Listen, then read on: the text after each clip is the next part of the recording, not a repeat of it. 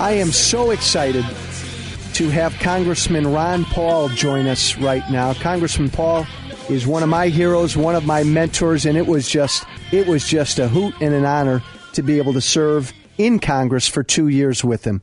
Congressman Paul, great to have you with us. Thank you. It's great to be on your show. Congratulations.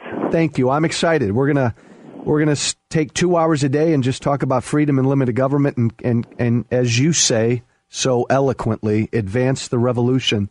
Give me your thoughts as to how our Republican colleagues in Congress have been behaving the last few months. We've had that silly fiscal cliff deal. We put off the debt ceiling fight.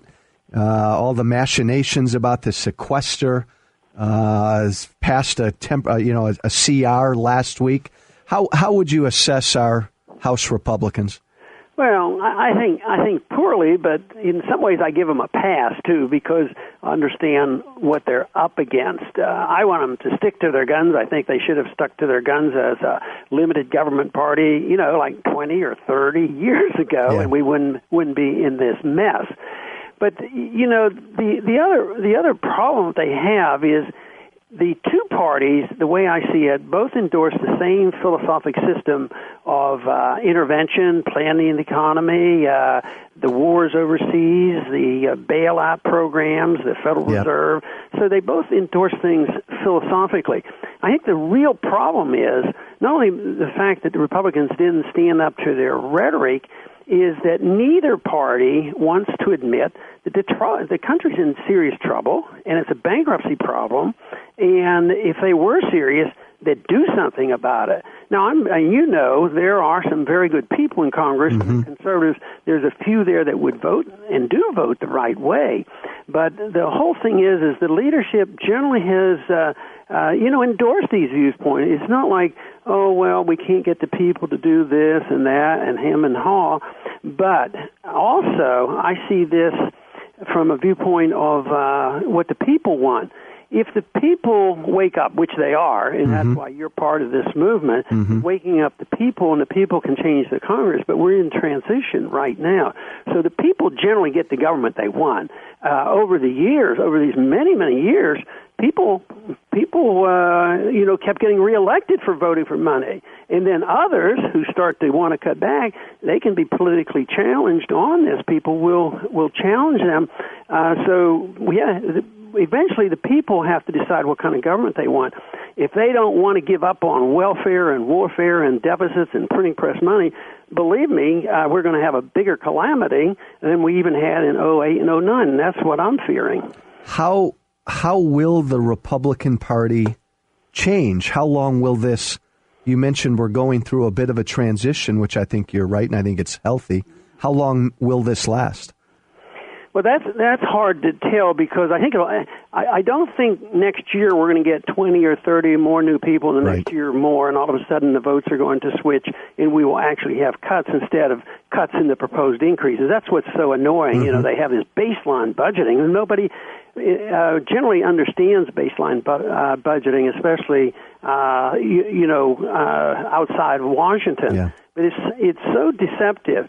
So I think it's going to continue. I don't think we're going to have a gradual transition. I think the deficit's going to finally end into a serious economic crisis. Much in a similar way, where Greece has met, and Cyprus has met, and Spain has met, and Iceland has met. Eventually, it will hit us as well. It's hard to predict exactly when it will come and exactly what will happen, but that's when we'll be forced to change our ways. I think that there is a move on, and you've been supportive of this, to have at least clear transparency of the Federal Reserve system. Yeah. I mean, we thought, or a lot of people think Congress is important. They should be important, but they give up too much of their responsibilities, either to the executive branch or to the Federal Reserve. Just think of the trillions of dollars the Fed spent, where, the Congress were pikers. They were only spending hundreds of billions of dollars bailing out their friends. And yet, this is going to continue until people lose confidence in the dollar and the system, and then we will be forced to have monetary reform, and then the people will have to decide about their appetite for government. And we're not quite there yet. I think it's going to be a couple more years before we actually reach that point. Now, you're a student of history, and you've been around for quite some time. Do you wonder about or contemplate a third-party movement eventually taking hold? No, I don't think that's going to happen because the process has been monopolized. If one gets to the point where I am, many that I meet are in agreement that the parties aren't a whole lot different. But when it comes to getting on ballots, third parties, can't get on ballots. If you want to get in debates, a lot of people come up and say, Ron, we really liked what you're doing in that presidential race, but, those Republicans didn't care about what you were talking about. Why didn't you do it as an independent or libertarian or something? I said, yes, but you would have never heard of me. I wouldn't have been in the debates. So I think the parties are too close together. They write all the rules. They make it hard to get on the ballots. And then who's in charge of the national debates? Yes. The Republican and Democratic Party. So they're not going to, and that happened after Ross Perot got into the debates. They don't ever want to have somebody even with the ability to get the attention of the country as a third-party person. So I don't think that's going to happen. So I sort of assume that what we have to change is the philosophy of the people and infiltrate both parties. I remember the famous statement by Nixon in 1971 when he took us off the gold standard. He says, we're all Keynesians now. And he was absolutely right. Republicans and Democrats, endorsed the concept of Keynesian interventionist economics. So I think ultimately we have to change people's minds. That's why I spend a lot of time on college campuses. And quite frankly, Joe, that's where I'm very optimistic. The reception is very, very good. I'm sure you have noticed it. Yes. I'm sure you're going to see more of this as you get further along in your radio show. Yes. I bet you'll have a lot of young people call you. Hey, Congressman Ron Paul, stick with me throughout the break. And I want to come back and ask you, what did you do? What did you discover? How were you able to get young people and followers from all different segments of America to be with you, and the Republican Party just hasn't been able to do that? Let's find out together next. Congressman, you have a huge following among young people in this country. Young people don't vote Republican. What are you doing? What have you been able to do that the Republican Party just isn't? Well, I think it was more a freedom message, indicating that freedom meant that people's personal habits and personal lifestyles were theirs to decide as long as they didn't hurt people. At the same time, I nudged them if they happened to be liberals and say, look, if you want your personal liberties to lead a lifestyle that you pick and choose, you also have to have economic liberty to let others spend their money what they want. People keep saying, no, the younger generation, all they're ever going to do is be on the dole for the rest of their lives and begging and pleading for more. I'm a lot more optimistic in that, especially since I've met so many. Well, and Ron, there's one thorny issue that right now we are on the wrong side of, at least when you look at the polls, when it comes to young people who support this notion of same-sex marriage overwhelmingly. How do Republicans handle that issue? Well, I think they've handled it poorly, and I think the whole system, I challenge both sides of this because I happen to think that marriage is a very good idea, and I have my precise definitions. I've been married for quite a few years, so I know what I believe in. But I also think this is a typical example of the government creating a problem that we don't need to have. So my position is the government should be out of the business. Why do we need a license? We're arguing over who gets a license. Who gets a license to get married? Well, why should the state even issue a license? Why don't people decide?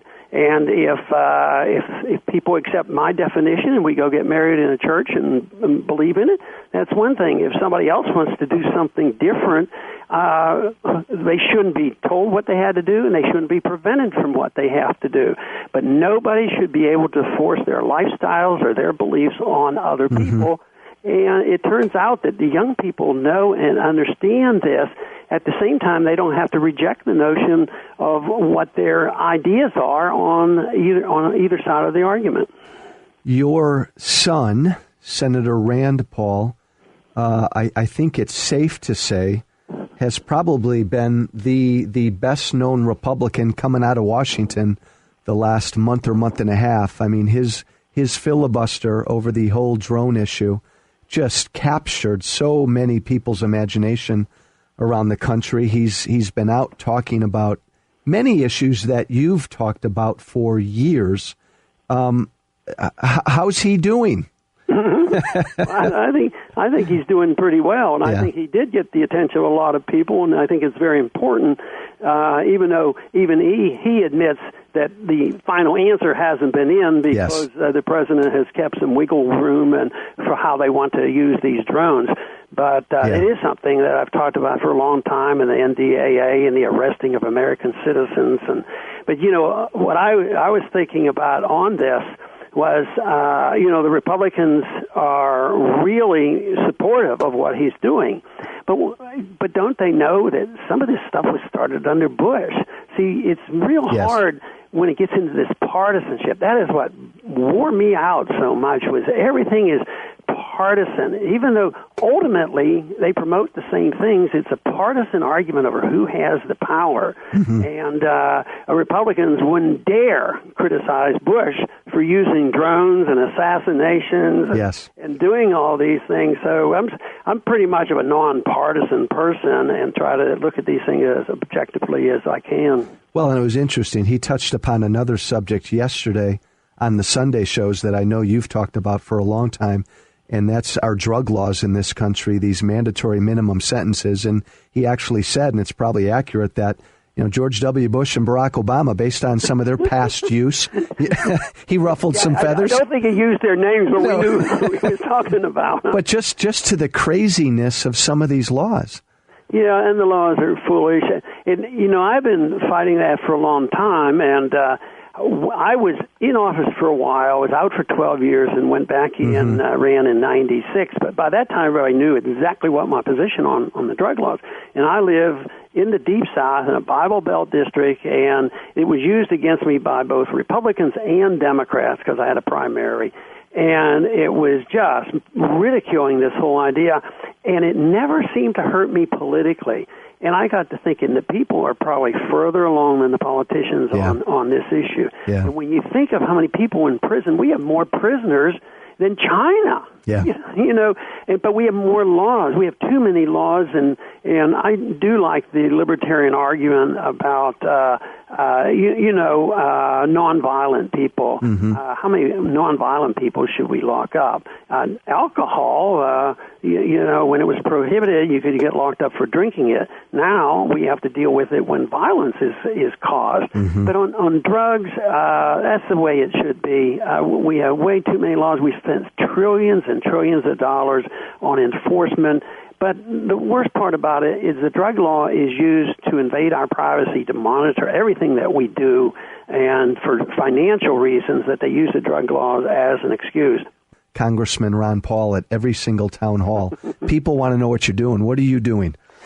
Well, a lot. I am working on a book on homeschooling, which I think is very important. I see that as an alternative to a system and an answer to some of our problems. I am on a speaking tour. I go frequently, once or twice a week, and that's been a lot of fun. And I'm doing a little bit of radio right now, but I don't have a radio talk show. But what I do is I do some news clips on radio and some podcasting. So I'm pretty busy and enjoying it. As busy as I am, most of the time my time is decided by me rather than the Speaker of the House saying, you will get on the airplane and you will be in D.C. at a certain time. Hey, Ron, thank you. And last quick question. Okay. I believe, and I think you do as well, I think the country's going through something pretty unique right now. I think we're having a grand debate and a fight about freedom and the very principles this country was founded upon. As you look forward, are you bullish or bearish on how this is going to end up? No, I'm optimistic, cautiously optimistic. If we don't do the right things, it's going to get much, much worse. And I tell students this, I said, but there are answers, and we can do the right things, and we don't have to invent anything. It's not like it's me with a new philosophy. It's picking up and going forward with a philosophy that we've worked on for quite a few years. Congressman Ron Paul, thanks so much for being with us.